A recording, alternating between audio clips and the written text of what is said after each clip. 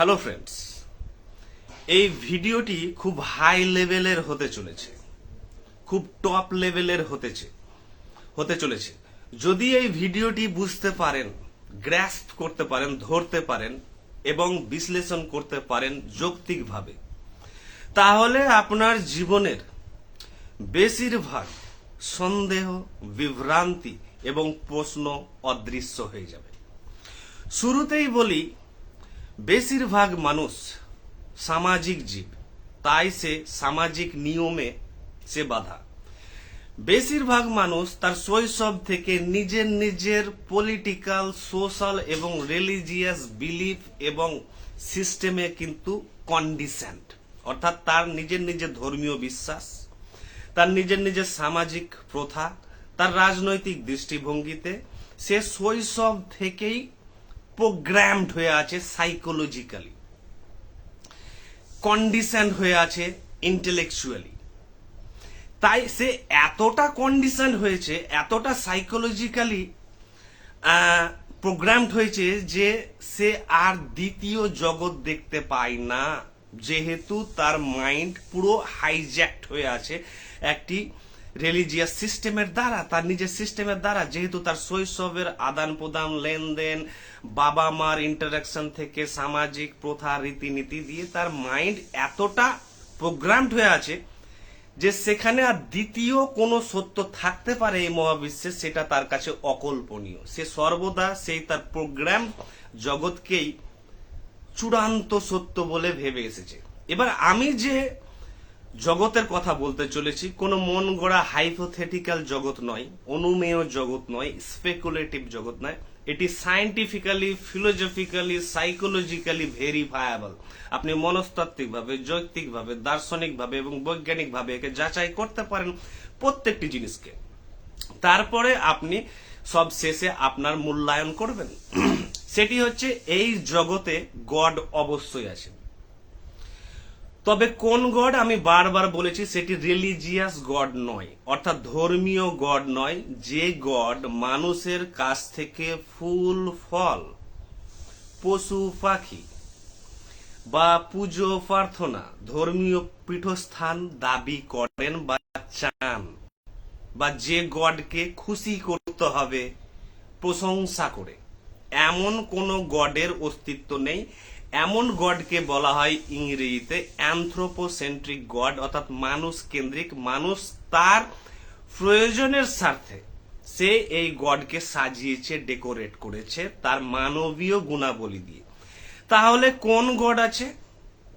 সেই গড হচ্ছে natural god, প্রাকৃতিক গড।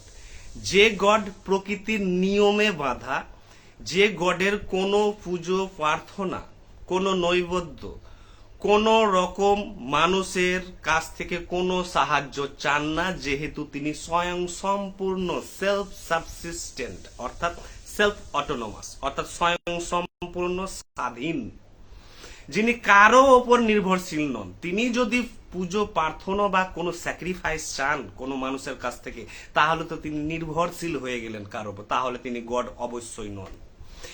এই প্রাকৃতিক গডের দুটি চেহারা বা দুটি রূপ আছে। ভালো করে এখান থেকে শুরু হচ্ছে কিন্তু ক্রুশিয়াল পয়েন্ট।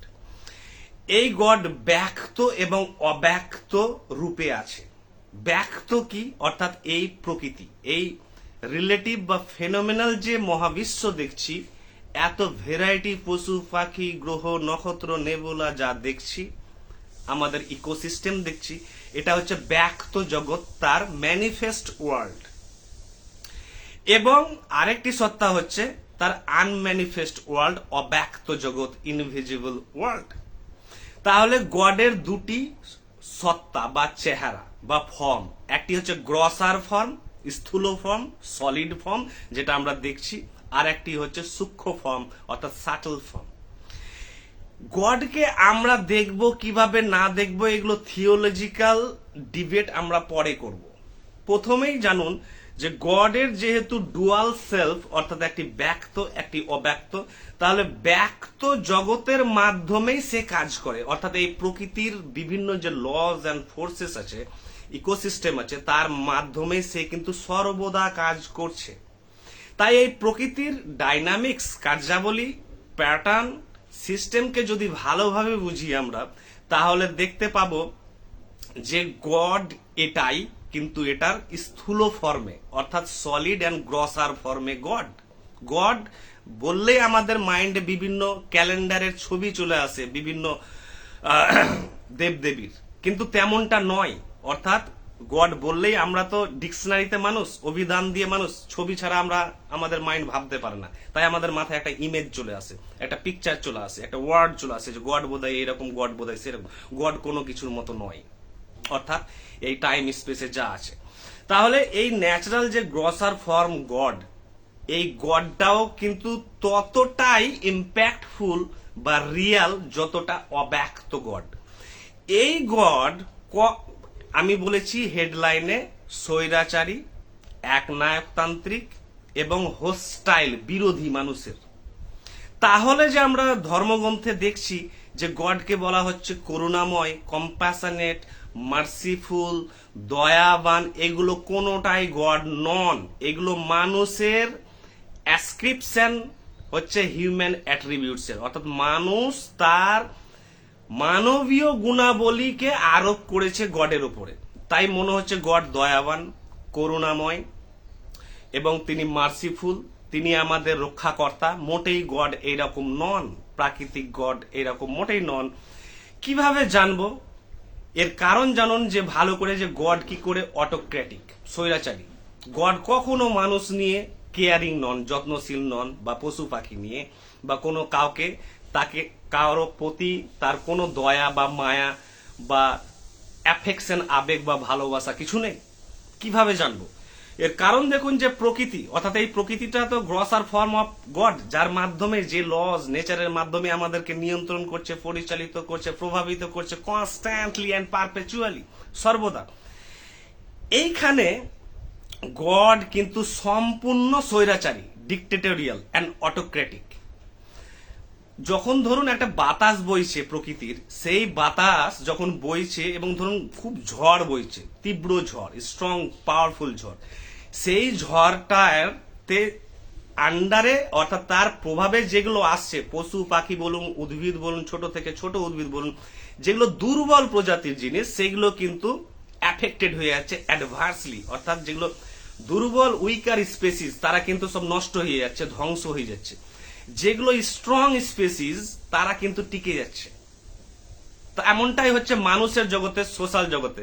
সোশ্যাল জগতে দেখছেন এটা প্রকৃতির সাথে যেমন ঘটছে, ঝড় বা অন্য কোনো ইকোসিস্টেমের উদাহরণ দিতে পারেন, তেমনি সোশ্যাল সিস্টেমে গড যদি করুণাময় হয় এবং দয়াবান হয়, রক্ষাকর্তা হয়, তাহলে দেখবেন যে গরিব মানুষ, প্রচন্ড গরিব, বা কেউ ধরুন ডিসেবলড, আমরা বলি যাদের পঙ্গু, যাদের চোখ নেই হয়তো, বা কোনোভাবে সে ডিসেবলড, তিনি যত ডিসেবল হবেন, তিনি তার তত অসুবিধা হতে থাকবে। অর্থাৎ প্রকৃতির যে লজ বা ফোর্সেস, সেটা সোশ্যাল সিস্টেমেও পড়ে কিন্তু। অর্থাৎ প্রকৃতিতে যে খেলাটা চলছে, ফাংশনটা, ডাইনামিক্সটা, সেটা সোশ্যাল ডাইনামিক্সেও পড়ে। সোশ্যাল ডাইনামিক্সে দেখা যাচ্ছে যে বড় লোকরা বা সোশ্যাল যে সিস্টেমে, সে কিন্তু ভিকটিম। অর্থাৎ তাকে আরো গরিব করা হচ্ছে, তাকে আরো পিছিয়ে দেওয়া হচ্ছে, তাকে আরো কষ্ট দেওয়া হচ্ছে। যার কাছে টাকা নেই, তার কাছে টাকা নেই তো নেই, কোনোভাবেই নেই, এবং কোনোভাবেই টাকা আসছে না। যার কাছে টাকা আসছে, তো তার কাছে টাকা আসতেই আছে, আসতেই আছে, তেল মাথায় তেল যেটা বলি। তাহলে কি দেখছেন, যারা উইকার সেকশন অফ সোসাইটি, যারা বঞ্চিত শ্রেণী, তারা বঞ্চিত হতেই থাকছে। প্রোলেটারিয়েট, মার্কসিস্টের শব্দে, তারা বঞ্চিত হতেই থাকছে। তার মানে গড কিন্তু ইকুইটেবল নয়, গড কিন্তু মার্সিফুল নয়। গড একটা সিস্টেম সৃষ্টি করেছে, ভুগতে থাকো তোমরা, তোমাদের এবিলিটি, ক্যাপাবিলিটি অনুযায়ী টিকবে, না হলে টিকবে না। এটার কারণই হচ্ছে গড কম্প্যাশনেট বা দয়ালু নয়, গড হচ্ছে টোটালি অটোক্রেটিক। অর্থাৎ যে টিকবে আমার পাওয়ারে, যে আমার ঝড় বাতাস, ভূমিকম্পে বা দুর্ভিক্ষে বা মহামারীতে যে টিকবে, সে কিন্তু আমার বিরুদ্ধে লড়াই করে টিকবে। ভালো করে বুঝতে হবে এই জায়গাটা। অর্থাৎ গড যদি ডেমোক্রেটিক হয়, অর্থাৎ গণতান্ত্রিক হয়, আমরা যেমন গণতান্ত্রিক জিনিস সৃষ্টি করেছি, তাহলে গড কিন্তু প্রত্যেকটি স্পিসিস, প্রাণী, উদ্ভিদ, কীট পতঙ্গের প্রত্যেকটির ইন্ডিভিজুয়াল নিডের খেয়াল রাখবেন, এবং প্রত্যেকে তার নিড অনুযায়ী কিন্তু তাকে দিবেন, যাকে বলা হয় ইকুইটেবল ডিস্ট্রিবিউশন। তাহলে সেটা কিন্তু ঘটছে না, কারণ নেচার বা গড ডেমোক্রেটিক নয়, তার সিস্টেম ডেমোক্রেসি নয়, তার সিস্টেম হচ্ছে অটোক্রেসি। তাহলে দেখছেন যে যারা দুর্বল শ্রেণী তারা কিন্তু ধ্বংস হয়ে যাচ্ছে। তাই বলা হয় বিজ্ঞানে যে 100% প্রজাতি এসেছিল এই মহাবিশ্বে, 99% স্পিসিস যেমন ডাইনোসরও আছে সব অবলুপ্ত হয়ে গেছে, অ্যাবলিশ হয়ে গেছে, মাত্র 1% জীব আছে বর্তমানে। তাহলে কি দেখছেন যে গডের যে অটোক্রেটিক সিস্টেম সেটা যখন কার্যকারী হয়ে আছে সেখানে কিন্তু দয়া করুণার ব্যাপার নাই, সেখানে হচ্ছে টেকার ব্যাপার। তাই আমরা কি করেছি, মানুষ সবচেয়ে হচ্ছে বিবর্তিত চেতনা সম্পূর্ণ মানুষ, সবচেয়ে বুদ্ধিমান প্রাণী। অর্থাৎ আমাদের কাছে যে লেভেল অফ ইন্টেলিজেন্স আছে, যে লেভেল অফ অ্যাওয়ারনেস আছে, সেই লেভেল অনুযায়ী এই স্বৈরাচারী প্রকৃতি যে গড এবং তার পেছনে যে অব্যক্ত শক্তি আছে সেও গড, এই দুটোকে আমরা কিন্তু এই দুটোর কাছে আত্মসমর্পণ করিনি। দুর্বল শ্রেণীর মতো, দুর্বল প্রজাতির মতো আমরা আত্মসমর্পণ করিনি। আমাদের বুদ্ধির দ্বারা এবং চেতনার দ্বারা আমরা কি করছি, এই গডের বিরুদ্ধে যুদ্ধ করে যাচ্ছি অবিরাম, অর্থাৎ নেচারের বিরুদ্ধে। আমরা নেচারকে এমন ভাবে কাজে লাগিয়েছি, বেন্ড করেছি, তাকে সারেন্ডার করিয়েছি আমাদের কাছে, যে আমাদের প্রয়োজনগুলো মেটাতে বাধ্য করেছি নেচারকে, অর্থাৎ গডকে we have bent God or nature according to our own needs to serve our own interest, যে আমাদের যা প্রয়োজন আছে সেগুলো মেটাতে হবে। যেহেতু we are stronger species with a heightened level of intelligence and awareness, আমাদের কাছে যে লেভেলের ইন্টেলিজেন্স আছে এবং চেতনা আছে তার মাধ্যমে প্রকৃতিকে আমরা কিন্তু বাধ্য করেছি, প্রকৃতি থেকে আমরা ইলেকট্রিসিটি সৃষ্টি করেছি, প্রকৃতি থেকে আমরা হাজারো বিজ্ঞানের রিসোর্সকে তাকে প্রসেস করে আমাদের সভ্যতার কাজে লাগিয়েছি, যেটা অন্য পশু পাখিরা পারেনি, প্রজাতিরা পারেনি, যেহেতু তারা দুর্বল। তাই টোটাল সিস্টেমটা হচ্ছে অটোক্রেসি, অর্থাৎ ডিকটেটোরিয়াল, অর্থাৎ গডও হচ্ছে স্বৈরাচারী এবং হোস্টাইল। গডের এই হোস্টাইল ফোর্সকে, নেচারের এই হোস্টাইল ফোর্সকে আমরা এমন ভাবে বুদ্ধি বলে এবং চেতনা বলে এমন ভাবে ট্যাপ করেছি, অর্থাৎ কাজে লাগিয়েছি, যাতে আমাদের প্রত্যেকটা সোশ্যাল, পলিটিক্যাল, ফ্যামিলিগত যা প্রয়োজন আছে আমরা মিটিয়ে নিচ্ছি তার কাছ থেকে। এবার তাহলে গড কি করে করুণাময় হয়, দয়াবান হয়, রক্ষাকারী হয়? এগুলো তখন সম্ভব যখন গড ডেমোক্রেটিক হবে, গণতান্ত্রিক হবে, প্রকৃতি যখন গণতান্ত্রিক হবে। তাই প্রকৃতি কিন্তু স্বৈরাচারী, কিন্তু আমরা স্বৈরাচারী নয়। আমরা আদিম যুগে স্বৈরাচারী ছিলাম, বর্বরতন্ত্রই আমরা প্রতিষ্ঠা করেছিলাম, কিন্তু যেহেতু আমাদের বুদ্ধি খুব উচ্চমানের, চেতনা খুব উচ্চমানের, তাই আমরা বিবর্তিত হতে হতে হতে আজ আমরা ডেমোক্রেসির জন্ম দিয়েছি এগেনস্ট নেচার, গডের বিরুদ্ধে ডেমোক্রেসি, গডের নেচারের বিরুদ্ধে ডেমোক্রেসি, অর্থাৎ গড এবং নেচার এই দুটোরই বিরুদ্ধে হচ্ছে ডেমোক্রেসি। ডেমোক্রেসি প্রাকৃতিক জিনিস নয়, ডেমোক্রেসি সৃষ্টি করেছে একমাত্র মানুষ তার বুদ্ধি এবং চেতনার বলে। তাই ডেমোক্রেসিতেই সম্ভব ছোট থেকে ডিসেবল, পঙ্গু, বঞ্চিত শ্রেণী, গরিব শ্রেণীর সমস্ত মানুষের খেয়াল রাখা। আর এই প্রকৃতিকে যে আমরা মা বলি, প্রকৃতি আমাদের মা নয়, প্রকৃতি আমাদের বাবাও নয়, প্রকৃতি আমাদের দয়াবান করুণাময় কিছু নয়। প্রকৃতি টোটালি হচ্ছে হোস্টাইল, অর্থাৎ বিরুদ্ধে, আমাদের বিরুদ্ধে। একজন মায়ের গুণাবলী কেমন থাকে? সে সেবা করবে, শুশ্রূষা করবে, সে দায়িত্ব নিবে, সে দয়া দেখাবে, করুণা দেখাবে, কিন্তু প্রকৃতির মধ্যে এগুলো গুণাবলী নেই। প্রকৃতি পুরোপুরি একেবারে হোস্টাইল, কিন্তু আমাদের বুদ্ধিও তীক্ষ্ণ এবং আমাদের শক্তিও মারাত্মক এই চেতনার।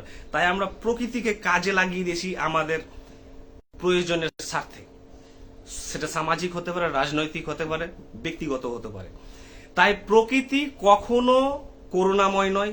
প্রকৃতির উর্বরতা অর্থাৎ ফার্টিলিটি এবং প্রোডাক্টিভিটি দেখে আমরা বলছি যে প্রকৃতি হয়তো মায়ের মতো। প্রকৃতি কখনো মা নয়।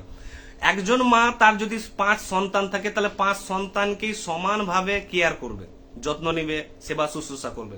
কিন্তু প্রকৃতি কি করছে, 5 সন্তানের মধ্যে 2-1জন সন্তান ভালো থাকছে, আর বাকি সন্তান কিন্তু গরিব, কেউ ভিখিরি, কেউ অজ্ঞ, কেউ বঞ্চিত, কেউ মারা গেছে, কেউ অপরিণত অবস্থাতেই চলে গেছে। এইরকমই কেওয়াস কেন? কারণ প্রকৃতি কিন্তু টোটালি অটোক্রেটিক, স্বৈরাচারী মা, অর্থাৎ সে সৎ মায়ের চাইতেও কিন্তু ভয়ঙ্কর প্রকৃতি। তাই গডও কিন্তু সৎ মায়ের চেয়েও কিন্তু ডেঞ্জারাস। অর্থাৎ গড আর নেচার একই জিনিস।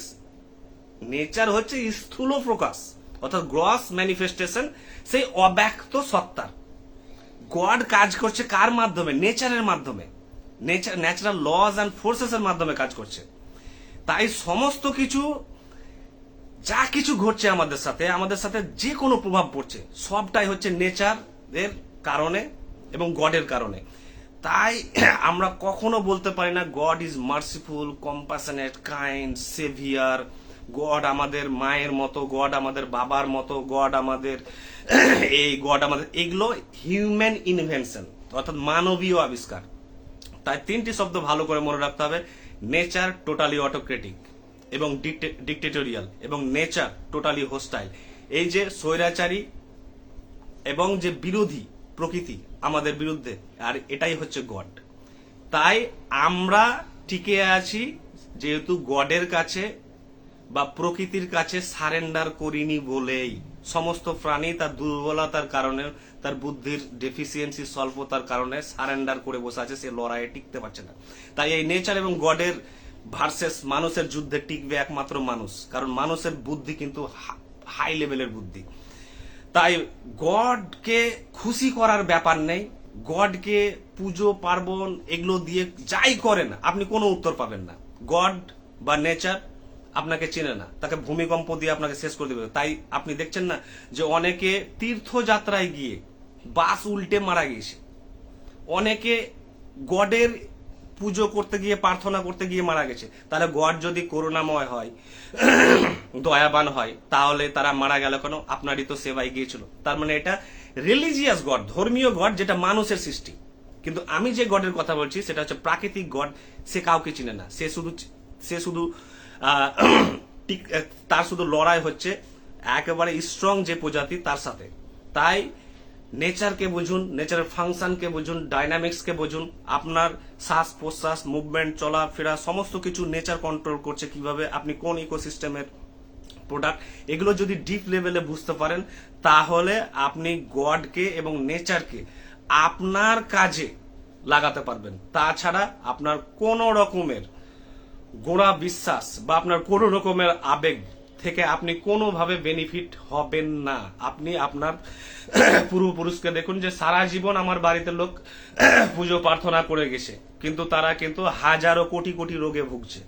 তা গড যদি দয়াবান হয়, করুণাময় হয়, তাহলে তাদের এত রোগ কেন? কার কাছে অর্থ নেই? আমাদের আত্মীয় স্বজনের কাছে হাজারো আত্মীয় স্বজন আছে যাদের কাছে টাকা পয়সা নেই, যারা খুবই গরিব, অসুখ বিসুখ নিয়ে ভুগছে। গড পরীক্ষা করছে না, গড পূর্বজন্মের পাপ পুণ্য দিচ্ছে না। এটা হচ্ছে man versus god and nature লড়াই। এই লড়াইকে যদি বুঝতে পারেন দার্শনিকভাবে, মনস্তাত্ত্বিকভাবে, বৈজ্ঞানিকভাবে, যৌক্তিকভাবে, তাহলে আপনি টোটাল খেলাটা বুঝে যাবেন এবং আপনার সমস্ত দুঃখ, কষ্ট, আবেগ, আপনার ধর্মীয় অস্থিরতা, আপনার মৌলবাদ সমাজে কিছুই থাকবে না। এটি হচ্ছে ন্যাচারাল গড। Thank you.